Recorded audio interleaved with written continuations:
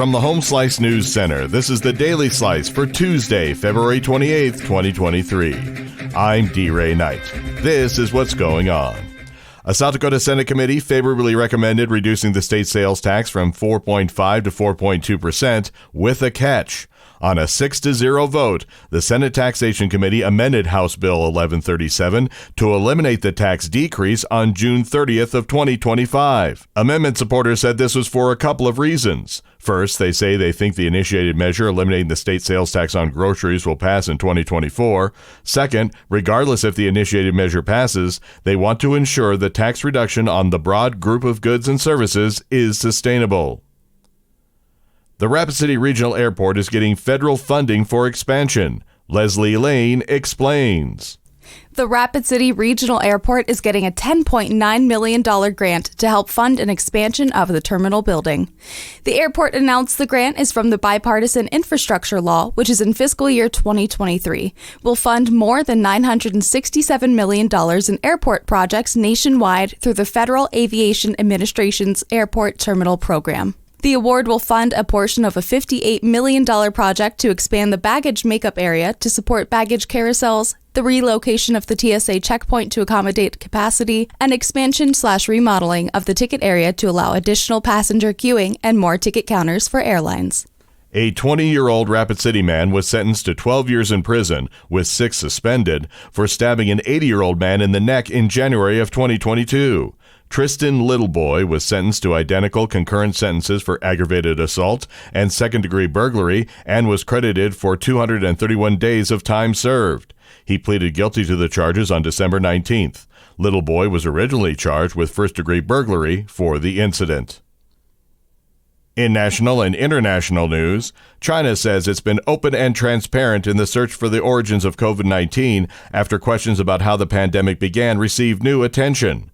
The U.S. Department of Energy has assessed, with low confidence, that the pandemic that was first detected in the central Chinese city of Wuhan in late 2019 began with a leak of a virus from a lab.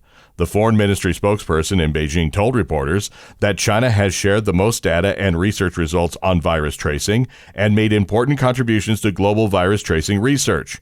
She accused the U.S. of politicizing the issue, saying it won't smear China, but only damage U.S. credibility.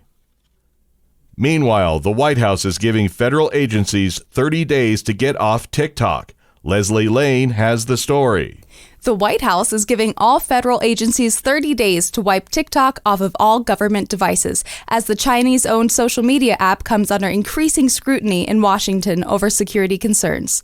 The Office of Management and Budget calls the guidance issued Monday a, quote, critical step forward in addressing the risks presented by the app to sensitive government data. Some agencies, including the Departments of Defense, Homeland Security, and State, already have restrictions in place. Now the latest on the war in Ukraine. Russian forces on Tuesday pressed forward their weeks-long drive to encircle and capture the eastern Ukrainian city of Bakhmut, where the commander of Ukraine's ground forces described the situation as extremely tense. The Russian troops, including mercenary fighters from the Wagner Group, are trying to cut the Ukrainian defenders' supply lines to the city and force them to surrender or withdraw. That would give Russia its first major prize in more than half a year and open the way to capture the last remaining urban centers in the Donetsk region. Ukraine's military said Russia was shelling settlements around Bakhmut, which had a pre-war population around 70,000, but now lies in ruins after months of intense trench warfare. Over the past day, our soldiers repelled more than 60 enemy attacks, the Ukrainian military said early on Tuesday. Your weather forecast from the Home Slice Weather Center.